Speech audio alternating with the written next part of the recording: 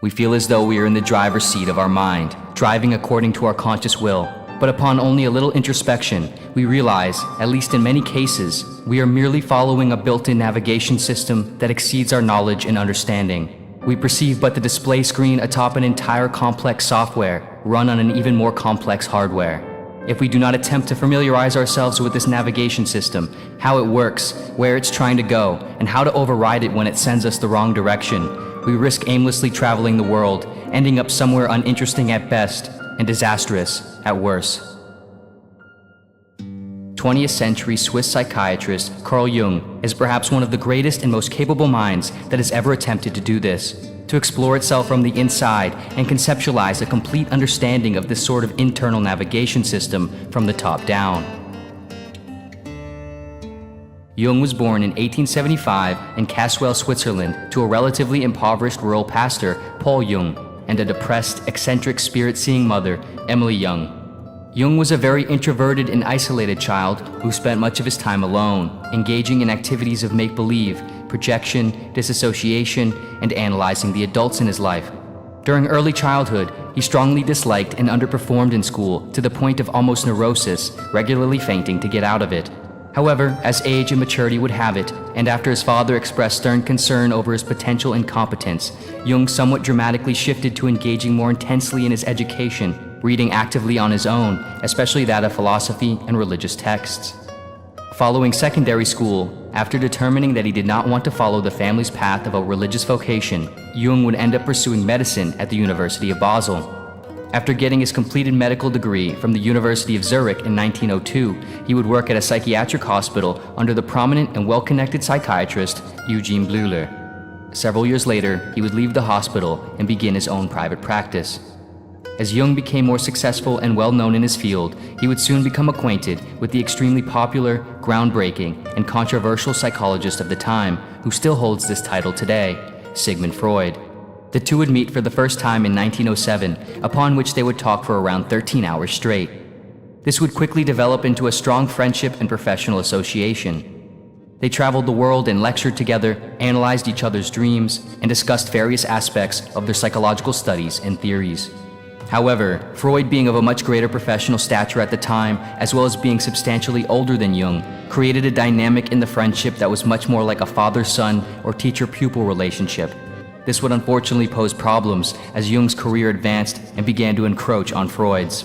The two would soon find themselves in disagreements over fundamental aspects of each other's theories. Ultimately, these disagreements, Jung's tendency toward a somewhat mystical consideration of the human mind, as opposed to Freud's more scientific, reductionist approach, the nature of their father-son relationship, and Jung's desire for professional independence, all caused the two to split their friendship off in 1913.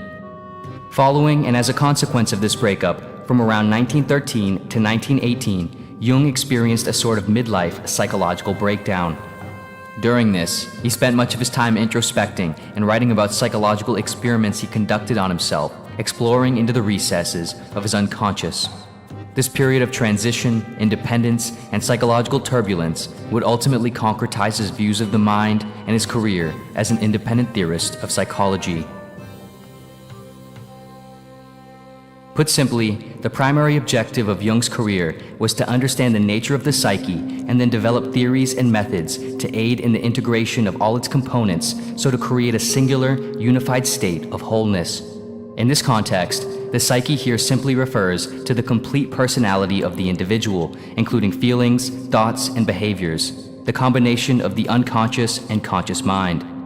The continuous striving toward integrating the psyche through a process of self-realization and becoming a maximized, authentic individual, for Jung, was the fundamental goal of life and psychological understanding. Man's task, he wrote, is to become conscious of the contents that press upward from the unconscious.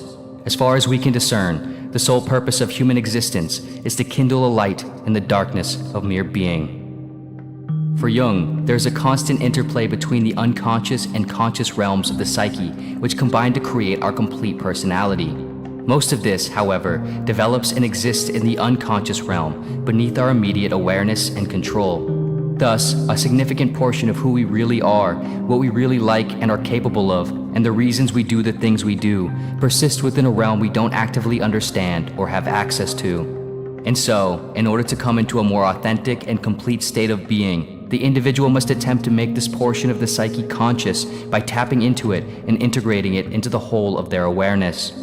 Jung would call this process individuation. In order to better understand this, it is important to understand Jung's model of the psyche, which he divided, starting with the broader dimensions, into consciousness, personal unconsciousness, and collective unconsciousness. Breaking each of these three realms down, consciousness is, as one would typically think of it, the realm of personal awareness where one identifies explicitly and knowingly with themselves. At the core of this is another structure Jung identified, the ego. The ego sits at the center of consciousness and provides a sense of personal distinction, creating the story one tells themselves about themselves in order to maintain continuity in their identity.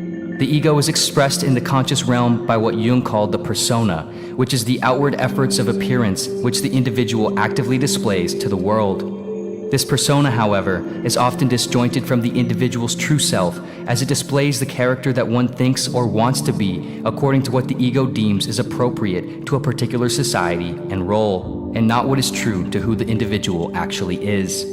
In order to execute and maintain this suitable appearance and self-esteem, the ego filters various components of personal experience and selfhood either into or away from the conscious dimension. What it filters away and restricts, it represses and sends down into the unconscious realm. One of Jung's most unique and profound insights that differentiates him most notably from other psychologists is how, from here, he separated the unconscious into two distinct structures: the personal unconscious and the collective unconscious. The personal unconscious fits similarly into the ideas already understood and proposed by Freud and others of the time, in which, after the ego represses and disregards undesirable aspects of experience and selfhood, these aspects are stored and concealed here, just beneath normal awareness. They still, however, continue to actively affect and interact back and forth with consciousness. The collective unconscious, however, differentiates from the personal unconscious and other prior conceptions of the psyche in that, according to Jung, it contains and facilitates universal elements that are inherited through the sum total of human history, similar in some sense to how biological evolution works.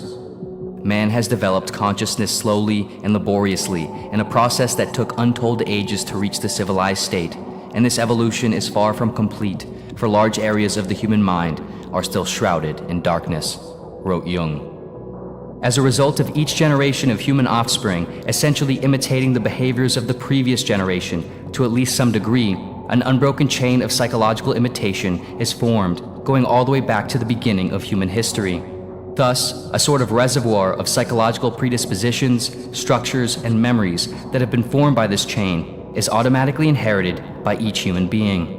Jung found this to be empirically demonstrable in both his own professional psychiatric practice, finding recurring similarities in the unconscious of a vast number of his patients, as well as his historical and mythological research, in which he noticed that similar motifs, symbols, and themes that appeared in his patients' unconscious also were prevalent and consistent across art, myths, and literature within different cultures of different times, even though these cultures often never even encountered one another. In Jung's view, these shared motifs, symbols, and themes were expressions of the various psychic structures consistent across humanity, which he called archetypes. These archetypes, in Jung's model of the psyche, essentially form the basis of the individual's personality by predisposing specific cognitive tendencies. Within the combined unconscious, Jung would refer to all the repressed, denied, and unknown content which the ego does not want to identify with as the shadow.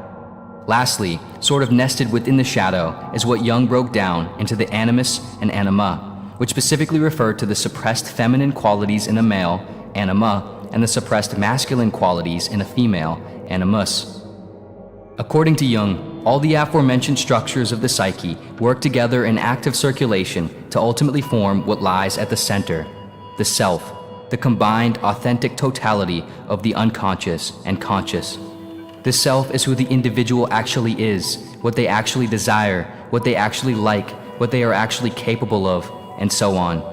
Simply put, getting the ego and a high degree of the persona as close to this as possible is the goal of individuation and ultimately a fulfilled life. Whether it's through methods like therapy, introspection, personal development toward authenticity, or some combination, ultimately, for Jung, it is the task of the individual to determine and strive toward this. In all cases, this sort of self-realization requires an effort of radical self-acceptance, and radical self-acceptance requires an effort of radical self-honesty. In order to actively move deeper into the psyche, each opportunity one takes to examine a personal feeling, thought, or action, they must attempt to do so by accepting the complete and often undesirable potentiality of what it truly indicates about themselves, that they are not always who they think or hope they are. Each of these capitalized opportunities, personal or professional, is like a small step down the stairwell into the unconscious. As one goes further down, however, as they confront these deeper and darker elements of their being hidden in the basement, they must, in Jungian terms, work to integrate their shadow, the breadth of their potential faults and wickedness, as opposed to rushing back up the stairs in denial. One's shadow does not disappear by looking away from it. In the same way, one cannot literally evade the light-casted shadow of their body by outrunning it. There is no move or evasive tactic that separates the individual from their psychological shadow. The danger, rather, is in the attempt to do so, the ignorance and denial of it. Good does not become better by being exaggerated, but worse, and a small evil becomes a big one through being disregarded and repressed. The shadow is very much a part of human nature, and it is only at night that no shadows exist, wrote Jung. Awareness of one's dark side allows one to more appropriately manage and recognize it when it sneaks up the stairs uninvited. One must know of a problem to be able to fix it, and it is an act of healing to admit that one is sick. Although self-acceptance and authenticity is perhaps simple and obvious enough sounding, the act of actually working towards radical self-acceptance and individuation is, of course, far from simple and obvious. In the absolute sense, it is almost certainly impossible. In the above-average sense, it is still perhaps life's greatest and most difficult endeavor. To truly and honestly accept your downfalls, weaknesses, potential evils, and shameful or unpopular interests and qualities, to admit what you see, fear, or hate in others is and could be inside of you, to admit to yourself that you are not and will never be completely who you think and want to be, that you are not as good as you had hoped, and to confront what your mind has worked a lifetime to keep from itself, is a task that literally shakes the very core of the psyche. However, it is perhaps proportionally essential for a fulfilled and complete life. Ultimately, Jung's work provides insights, theories, and methods to help the individual move through this process toward not only potentially gaining access to fixing the bugs in their navigation system, but also, in some sense, access to the controls where now they can better input the destination coordinates according to where they actually can and want to go.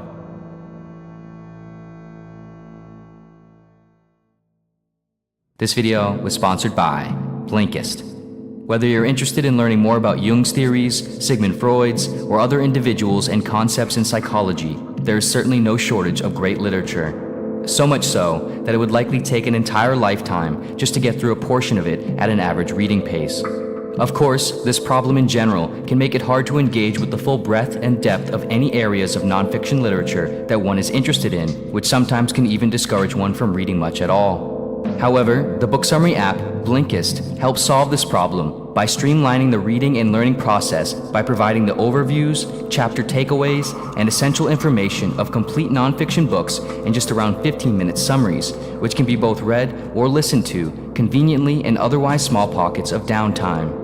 In only around 15 minutes, you can learn more about Jung's ideas of archetypes and the unconscious, and man and his symbols, Freud's key theories on the nature of dreams and the interpretation of dreams, or a modern analysis on personality types in The Four Tendencies by Gretchen Rubin.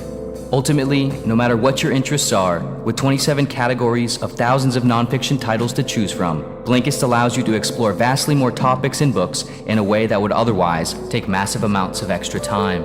And even better, Blinkist now also has complete audiobooks of select titles, as well as podcast summaries from popular podcasts, so you can delve into complete books and topics that you want to get the full comprehensive scope of, all in the same place. The first 100 people to use the link in the description will receive 1 free week of unlimited access, as well as 25% off a full membership. The free 7-day trial can be canceled at any time within the trial period. And of course, as always, thank you so much for watching in general, and see you next video.